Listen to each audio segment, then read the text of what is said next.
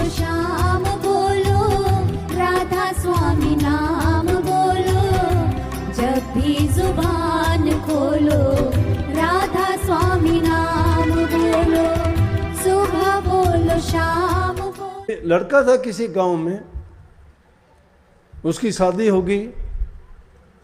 शादी करने के बाद उसकी माँ कुछ बूढ़ी हुई तो कहने लगी कि बेटा बहू को ले आ, मेरे से काम नहीं होता है। लड़का बहू को लेने के लिए गया। कच्चे रास्ते थे, पुराना ज़माना था, आजकल जैसा नहीं था। जब वो रास्ते से चला जा रहा था तो उसने देखा कि एक जगह जंगल में आग लगी हुई है, और जहाँ आग लगी हुई है उसमें उसको एक सांप का मुंह दिखाई देता है। वो सांप अपना मुंह निकालता है फिर अंदर कर लेता है।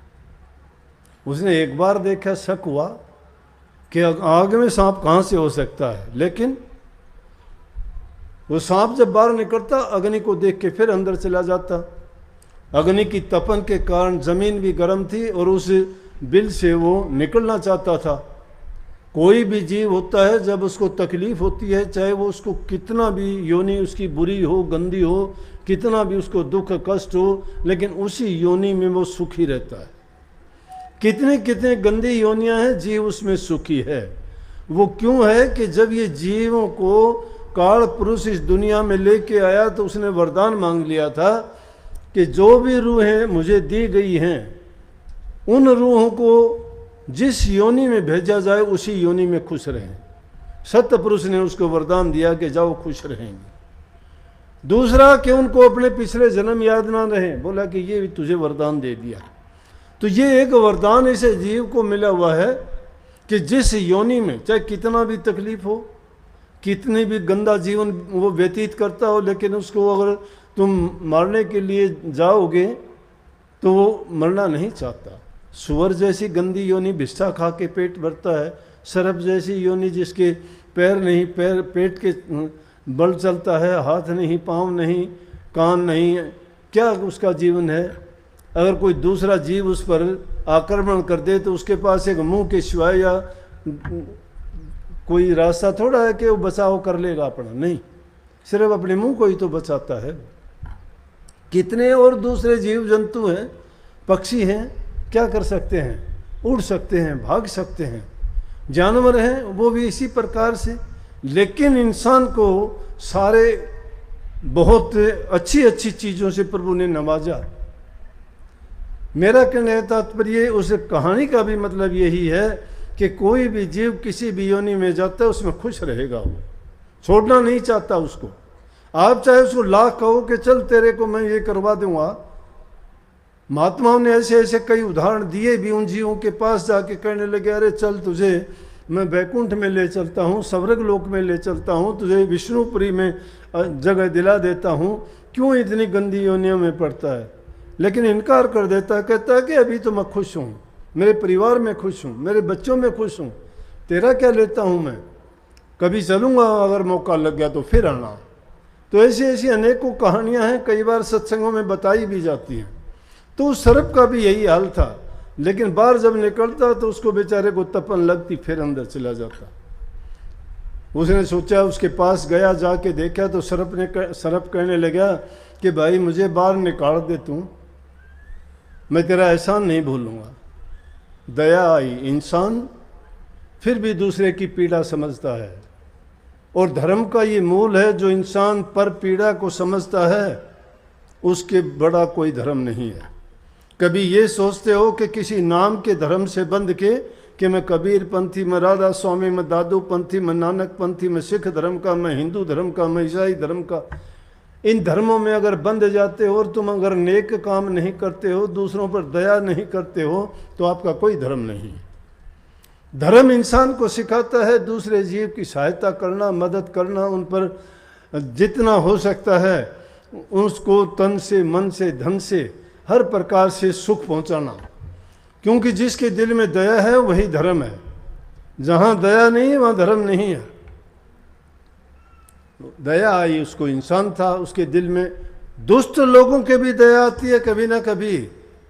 चाहे रोजाना जो खोटे कर्म करते हैं उनका भी कभी ना कभी अंतःकरण में उनकी बुद्धि में वो बात आती है तो उनके वो दया जागती है, कभी न कभी सोचता है वो भी सब पाप कर्म छोड़ के सही रास्ते पे चल पड़ता है। महापुरुषों का संग और सत्संग और उनकी वाणी को सुन के बड़े बड़े पापी और दुष्ट भी नेक रास्ते पे चले, क्योंकि उनका विवेक जागा, उनको पता लगा कि धर्म का रास्ता क्या है, सच्चाई का रास्ता क्या है और सच के करने से तुम्हें क्या मिलेगा। लेकिन जो लोग पर पीड़ा को नहीं समझते वो तो अधम हैं, वो नीच से नीच आदमी हैं, उनमें नीचता भरी हुई है। जो दूसरे का दुख दर्द नहीं समझते वो दूसरों को पीड़ा देते हैं, जबान से पीड़ा देते हैं, शरीर से देते हैं और मन से भी देते हैं। इसी प्रकार किसी के बारे में ना बुरा बोलो, ना किसी की निंदा करो, ना उनको कटु शब्द कहो, बहुत बुरी चीज़ है। अगर किसी का भला नहीं कर सकते तो बुरा भी ना किया करो, ये धर्म है। महापुरुषों ने फरमाया, रे मन भला ना कर सके बुरे पंथ मत जा, अमृत फल चाखा नहीं तो विष फल काहे खा। कि अगर तू भला नहीं कर सकता तो बुरा भी क्यों करता है, अगर तू अमृत का पान नहीं कर सकता तो जहर हला हल पी के भी क्यों बर्बाद होता है। उस लड़के को दया आई, नेक था, माता पिता का आज्ञा पालन करने वाला, जिनको जो माता पिता की आज्ञा का पालन करता है, जो बाहर जाके अच्छा बर्ताव और व्यवहार करता है, वो अपने परिवार का परिचय देता है कि उसको कैसे परिवार में जन्म मिला है और उसको कैसे संस्कार मिले। और जो बाहर जाने के बाद में जो अपना बर्ताव, अपना चरित्र दिखाता है, वो अपना चरित्र नहीं बल्कि अपने परिवार का, अपने वंश का, अपने माता पिता का, वो उनका कच्चा चिट्ठा खोल देता है अपने कर्म से कि उसको क्या संस्कार मिले हैं, उसको कैसी शिक्षा मिली है, उसका लालन पालन किस हालात में हुआ है। जो जिसने अपने घरों में अच्छी शिक्षा पाई है, जिन्होंने नेकी देखी है, नेकी की है, और जिनको अच्छे संस्कार माँ बाप से मिले हैं, क्योंकि जिनके नेक माँ बाप होंगे वो उनको वही अच्छी शिक्षा देंगे। नेक इंसान था, माँ बाप का आज्ञाकारी था, माँ ने कहा तो पत्नी को लेने चल दिया, वहाँ देखता है तो अग्नि में जैसे उस सांप की हालत देखी, सांप ने उससे प्रार्थना की, उसने उस सर्प को बाहर निकाल दिया। बाहर निकालते ही उसका बस थोड़ा सा वो अपने होश में आया, अब सांप का इंसान की तो दुश्मनी है। सांप बाहर निकलते ही कहने लगा कि मैं तो तेरे को लड़ूंगा। बोले अरे मैंने तेरे प्राणों की रक्षा की, अभी तुझे बचाया और तू ही मेरे को लड़ेगा, बहुत बुरी बात है। बोला कि कलयुग का धर्म है, मैं कलयुग धर्म निभाऊंगा। ये कलयुग है, आपको पता नहीं है। बोला कलयुग में यही कुछ चलता है, जो जिसका अच्छा करता है वो उसी का बुरा करेगा। बोला ये तो गलत बात है भाई, तू मेरे को क्यों लड़ेगा, मैंने तेरे प्राण बचा दिया इसलिए। बोला कि ये तो कोई नियम की बात नहीं है। बोला कि मैं चल तेरे को पक्का करवा दूँ। हाँ करवा। जंगल में क्या था, सांप उसको लेके गया, एक गाय चल रही थी जंगल में, गाय के पास लेके गया। गाय को कहने लगे, गाय माता ये बताओ, मैंने इस सर्प के प्राण बचाए, अग्नि में जलने वाला था, इसने भी इतनी प्रार्थना की, बोला भाई मुझे बचा ले, मेरे प्राण जाएंगे, मैं जल जाऊंगा। मैंने दया की, इसको बचाया, अब कहता है मैं तुझे ही लड़ूंगा। और अब कहता है कि मैंने जब इसको कहा कि मैंने तेरा भला किया, तू मेरा बुरा क्यों करता है। बोला कि ये कलयुग धर्म है, कलयुग का धर्म निभाता हूँ मैं तो। बोले आप मानती हो, आप हमारा न्याय करो, क्या ये बात सही है। बोले भाई बात तो सही है, लड़ेगा ये तो। बोला वो क्यों। बोला मेरी हालत देख ले, मैं बछड़े पैदा करके हड़ चलाती हूँ, मेरा दूध पीते हैं, मैं और सारे काम आती हूँ, और फिर भी मुझे जो है जब बूढ़ी होगी तो मुझे नकारा करके और जंगल में निकाल दिया, अब मैं इधर से उधर उधर से फिरती हूँ। बोला मैंने क्या बुरा किया था, लेकिन मैंने जिनको दूध पिलाया, जिनको बैल दिए, उनके सारे काज संभाले, आज उन्होंने ही मेरी ये हालत कर दी। बोले हाँ बात तो ठीक है। बोला तो ये तो भाई लड़ेगा। अब बेचारा था जंगल में, और कोई चीज़ थी नहीं। उसके बाद बोला भाई और कोई। बोले आजा फिर। एक पेड़ के पास लेके गया। पेड़ से ना पेड़ बोलते ना गाय बोलती, अगर बोलते भी हैं तो उनकी भाषा समझ नहीं आती, लेकिन हम जैसे मूर्खों को समझाने के लिए कहानी बना दी गई। पेड़ के पास लेके गए, पेड़ से बोले पेड़ बोल भाई कि ऐसे ऐसे बात हुई है और ये अब कहता है सर अब मैं लड़ूंगा। बोला कि अच्छी बात है, लड़ेगा ये तो। बोला क्यों? बोला मेरी हालत देख, मैं इंसान के पैदा होने से शुरू होता हूँ उसकी भलाई के लिए। जब से मैं जब से इंसान पैदा होता है उसी टाइम से सारी चीज़ें लकड़ी की हैं। जन्म से लेके मृत्यु तक उसका कल्याण भी मैं करता हूँ, अग्नि में मुझे ही जला के और उसे का कल्याण किया जाता है। लेकिन फिर भी ये इंसान मुझे काटता रहता है, संघर्ष मुझे करना पड़ता है। बोला कलयुग का धर्म यही है। तो बोला फिर? बोले करेगा ऐसा। उसने सोच लिया अब तो कोई दूसरा रास्ता नहीं है, सरब से करने लगे। अरे शादी हुई थी, पत्नी को लेने जा रहा था, कम से कम इतना तो कर दे मैं मेरी पत्नी से एक बार मिल के आ जाऊं। बोला भाई पत्नी से मिलने की बात यह है, तू एक बार तेरी पत्नी के पास बिना उसको कहे बिना बोले तो उसको एक बार देख के आ सकता है। इससे ज़्यादा अगर तू करेगा तो मैं तुझे शराब दूंगा तुझे। बोला कि ठीक है एक बार देख के आ जाऊंगा और तुझे आज ही आना है वापस भी। भाग्या बेचारा गया, शराब से डरता हुआ, क्या पता क्या शराब दे दे, कितने दुख और ज़्यादा झेलने पड़े। भाग्या हुआ गया, जिस गांव में शादी हुई थी उस गांव में देखा तो पत्नी बाहर मिल गई उसकी। उसने भी देखा, वो देख के खुश हुई, लेकिन वो खुश नहीं हुआ उसको देख के, अपनी पत्नी को। उसको देख के वो देखती रही तो उसने भी देखा क्या बात है, इसका तो चेहरा बड़ा उदास है, कुछ बोला भी नहीं। और इतना कहते ही वो वापिस हो लिया। लेकिन उसकी पत्नी भी उसके पीछे पीछे हो ली कि कोई ना कोई बात है, मैं क्या करूँगी अगर ये ऐसे ही जाएगा तो।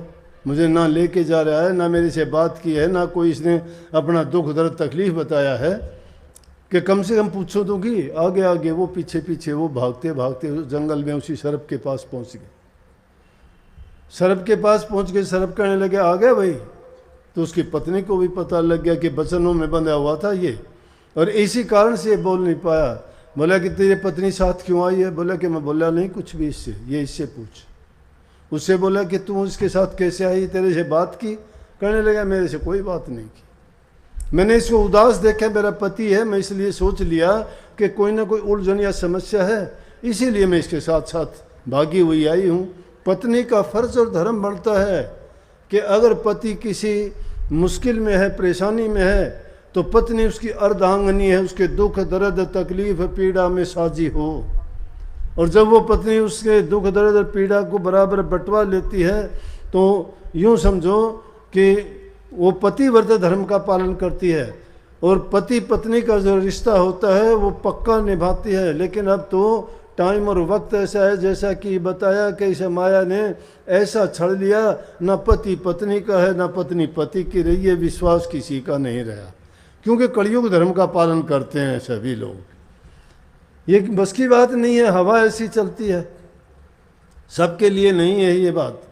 लेकिन फिर भी मैं कहता हूँ बात बात पर झगड़े क्यों होते हैं? पति पत्नी का झगड़ा नहीं होना चाहिए, नहीं होना चाहिए, लेकिन क्यों होते हैं? क्यों मन मुटाव हो जाते हैं? क्यों एक दूसरे की बात को मानते नहीं है? पत्नी पति की बात को नहीं मानती है और पति पत्नी की बात को नहीं मानता है। तो इस तरह की बातें होना ये उस युग का प्रभाव है।